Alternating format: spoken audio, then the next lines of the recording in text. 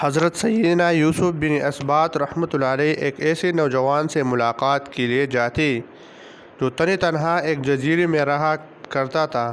10 سال تک اس نے حضرت سیدنا یوسف بن اسباط رحمۃ اللہ علیہ سے گفتگو نہ کی۔ جب کبھی دن یا رات میں آپ اس سے ملنے جاتے اسے روتا گڑگڑاتا ہوا پاتے۔ ایک دن آپ رحمۃ اللہ علیہ نے اس سے پوچھا، اے نوجوان، کیا بات ہے؟ میں ہر وقت تجھے روتا اور گڑگڑاتا ہوا دیکھتا ہوں، آخر تم اتنا کیوں روتے ہو؟ نوجوان نے اپنا حال بیان کرتے ہوئے کہا، توبہ سے قبل میں لوگوں کے کفن چرایا کرتا تھا۔ آپ رحمۃ اللہ علیہ نے پوچھا، جب تو قبر کھودتا تو مردے کو کس حالت میں پاتا؟ کہا، میں نے جب بھی قبر کھودی سوائے چند کے اکثر کی منہ قبلہ سے پھیری ہوئی دیکھی۔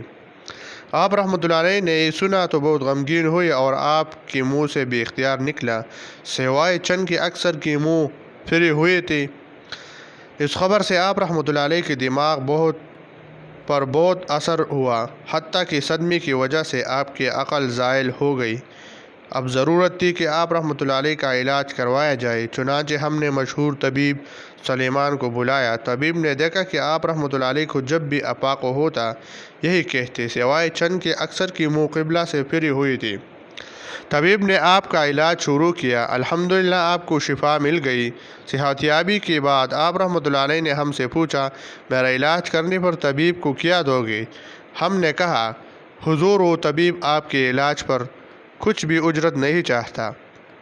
آپ رحمۃ اللہ علیہ نے فرمایا، سبحان اللہ، تم میرے علاج کے لیے شاہی طبیب لے کر آئے، یہ کیسے ہو سکتا ہے کہ میں اسے کچھ بھی نہ دوں؟